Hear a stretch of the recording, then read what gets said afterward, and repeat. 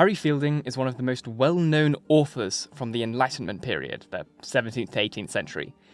He was renowned for his captivating storytelling, sharp wit, and fantastic social commentaries. But a lot of people nowadays don't really know him, as he's been overshadowed by better-known novelists such as Orson Welles, Mary Shelley, and Charles Dickens. So today, the English Essentials is diving into his history and his lasting impact on English literature. So, let's get started. Henry Fielding, the first English novelist. Early life and education. Henry Fielding, known to his family as Harry because that's how old families worked, was born on the 22nd of April in Somerset, England, to an aristocratic family. Bloody aristocrats. This allowed him to make important connections very early on in life, bloody aristocrats. And young Henry showed an early aptitude for literature and language. But tragedy sadly struck Harry's family when he was very young. Henry's mother sadly passed away when he was about 11, and he was soon stuck in a bit of a custody battle between his grandmother and his father. His grandmother believed that Lieutenant General Edmund Fielding, Henry's father, was a very irresponsible man and that he wouldn't raise his son with the care and attention that the boy needed. Now, if this were nowadays, we'd surely think, great, this grandmother is a wonderful human being and she's gonna win because, yeah, kids need to have good, caring parents or caring caregivers, whoever that is. You need to be cared for. You need to be loved. We've seen so many, true crime stuff. All the evil kids have terrible childhoods. But because this was the past in the 17th century, patriarchy, so his dad won the case. And, the boy didn't get the right caring and things that he needed because his dad couldn't be bothered, so he sent him away to boarding school. The most well-known boarding school in England, maybe even the world. Eton College. I'm going to call it a private school, or I'll probably just end up calling it Eton, because I'll forget about this throughout the rest of the video, but calling it a private school is what's going to make sense for the majority of the viewers of this channel. But in the UK, Eton and Harrow and other affiliated schools are actually called public schools. It's very weird, because they don't accept the public. Pretty much, public schools are funded partly by the government. And because of this, any member of the public can attend, provided that they can pay an absolute bucket load of money. And private schools are owned by private individuals and are run for profit. So pretty much, private school means it's owned by an individual, public school means it's owned by the government, but the public can't go there. And what people outside of the UK would call a public school, we call a state school or a comprehensive school, or just a comprehensive. For majority rule and for clarity's sake, I am going to call it a private school or a boarding school or Eton.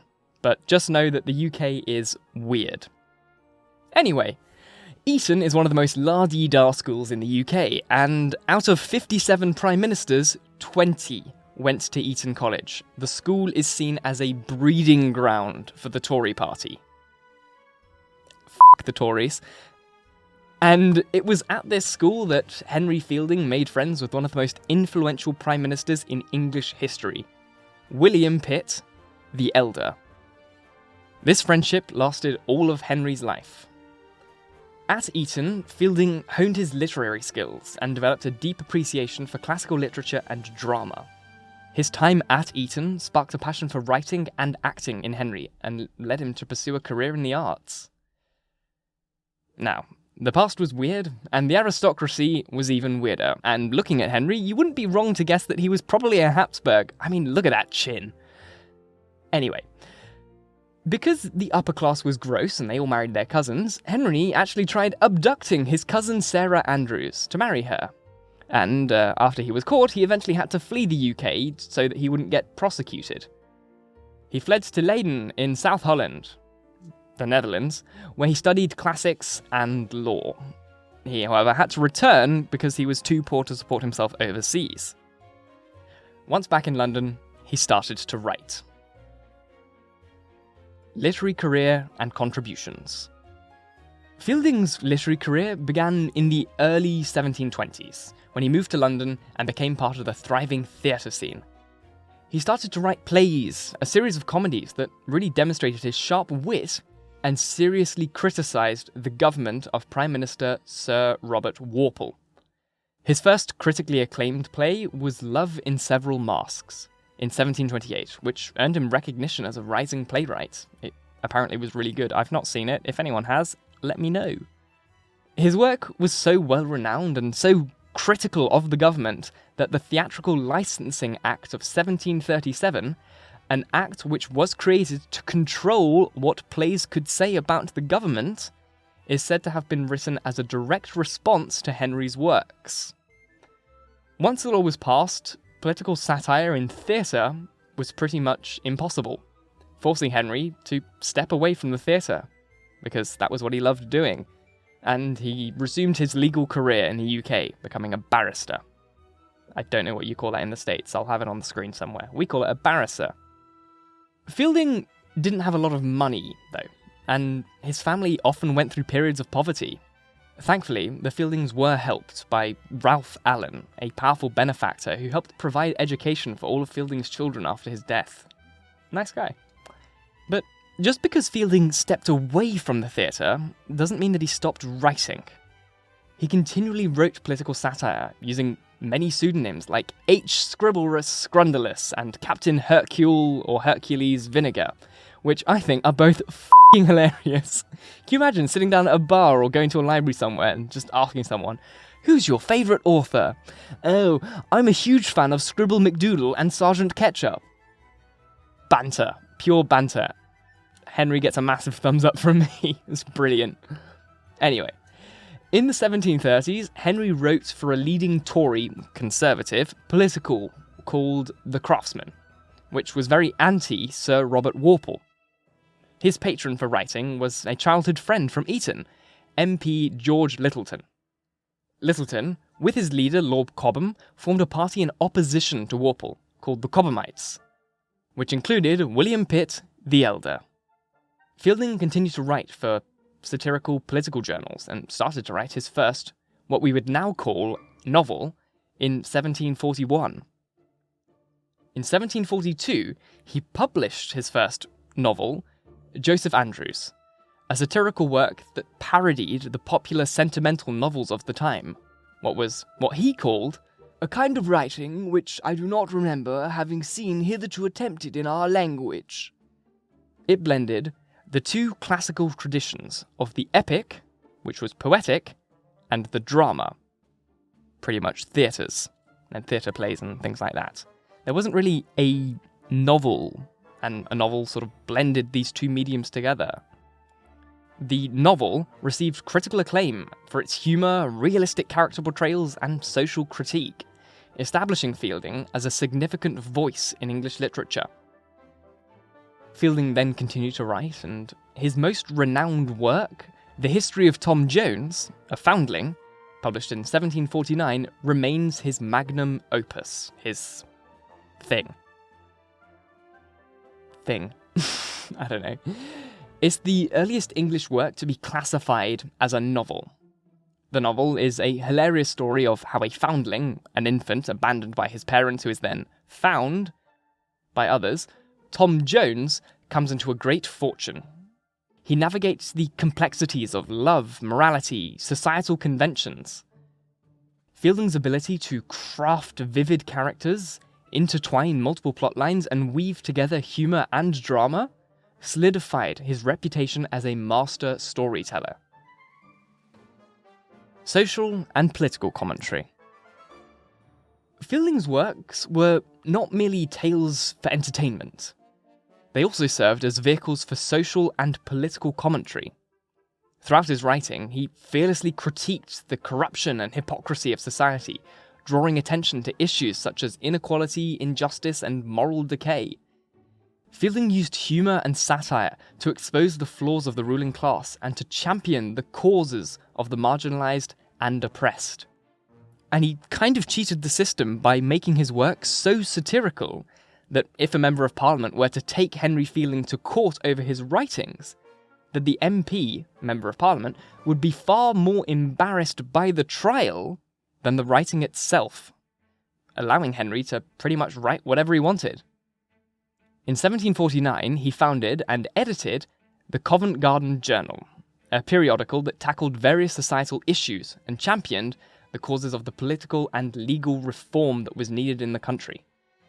Fielding's journalistic endeavours further solidified his role as a social commentator and reformer.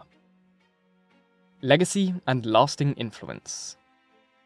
Harry Fielding's contributions to English literature and theatre left an enduring impact on subsequent generations of writers and playwrights. His innovative blend of satire, realism, and moral storytelling paved the way for the development of the novel as a significant literary form. Fielding's works also played a pivotal role in the shaping of the English language. He had been incredibly well educated and grew up around the elite of England and, in many cases, the world. But he'd also experienced poverty. He had interacted with all sorts of people from across the social hierarchy and was able to use colloquial dialogue and slang, which allowed his work to be accessible to anyone who saw his plays or read his books and journals. Fielding's commitment to social justice and his belief in the power of literature to effect change continues to resonate today. His works have served as a source of inspiration for writers tackling all sorts of issues of social inequality and moral dilemmas. Death. Fielding committed to social justice to the very end, and he struggled with his want to fight for the betterment of others and a rapid deterioration in his health. It was the past, and they weren't terribly uncommon illnesses, but gout, asthma, and psoriasis of the liver were the writings on the wall for Henry. But he still tried to look for a cure in Portugal, where, you're gonna drink port. But, here he died, 2 months after arriving, at the age of 50. His impact on literature. Now, this channel is not just about the biographies of famous writers, but it's also here to help people understand English better. So let's have a look at the impact that Henry had on literature and the authors who took inspiration from him. Development of the novel. Fielding is widely regarded as one of the pioneers of the English novel. His novel, The History of Tom Jones, a Foundling, is considered one of the foundational works in the development of the genre. Fielding's realistic portrayals of characters, intricate plotting, and use of humour set a standard for storytelling. His emphasis on moral dilemmas and social commentary within a narrative framework helped shape the novel as a substantial literary form, influencing subsequent generations of novelists. Satire and social commentary. Fielding's works are characterized by their sharp wit, biting satire, and astute social commentary. He fearlessly critiqued the hypocrisy and moral decay of high society, using humour and satire to point a mirror at the upper class to a point where they couldn't fight back. Fielding's satirical approach influenced the works of authors such as Jonathan Swift and Lawrence Sterne, who followed in his footsteps by employing satire to expose societal flaws and challenge established norms. You can definitely see it as well in works like Oscar Wilde. Realism and characterization. Fielding's commitment to realism in his writing was groundbreaking. He created characters who, like humans, were flawed, complex, and multi-dimensional, reflecting the diversity and contradictions of human nature, which allowed his readers to relate to characters like they'd never done before. Fielding's emphasis on individual psychology, social dynamic, and the complexities of human relationships marked a departure from the idealized portrayals of characters in earlier literary traditions. There are no heroes, there are no villains, because everyone's complex, and it was Henry that started that. His realistic characterization set the stage for the emergence of deeper, tormented characters that started to appear in the 19th century, like Victor Frankenstein and pretty much everyone in Dracula, which you should check out my audiobooks for. A use of dialogue and narrative techniques. Fielding's mastery of dialogue and narrative techniques greatly influenced subsequent writers. He employed colloquial dialogue and used slang to be able to bring his characters to life and capture the nuances of different social classes. The other upper-class authors at the time hadn't lived among the poor. They didn't know how to write poorer characters. They didn't know how to write their servants because they didn't listen to them. They didn't know their slang. So suddenly you'd have someone from Yorkshire or you'd have someone from Cockney areas of London, and they'd be speaking like all of the posh people because that was all the posh people knew. Fielding used multiple plot lines, intricate narratives, and storytelling devices such as digressions and authorial interventions, which greatly influenced later writers like Charles Dickens, who, if you have ever read any Dickens, has the most plot lines in the world. Great Expectations is a great book. It's a great book, but it is so bloody long and has so much going on. It's insane. Anyone who reads Dickens for fun, congratulations, you win. Why? Great author, but so long. His legacy of social justice. Fielding's commitment to social justice and his belief in the power of literature to effect change continue to resonate today. His works have tackled social issues of inequality, injustice, and moral decay, shedding light on the flaws of ruling classes and championing the causes of marginalized and depressed people. Oppressed people. Fielding's unflinching social critique and advocacy for reform inspired subsequent generations of writers to use literature as a vehicle for social change, and to address pressing social issues, which you can see in pretty much every major book of the 20th century. Henry Fielding's impact on English literature is undeniable.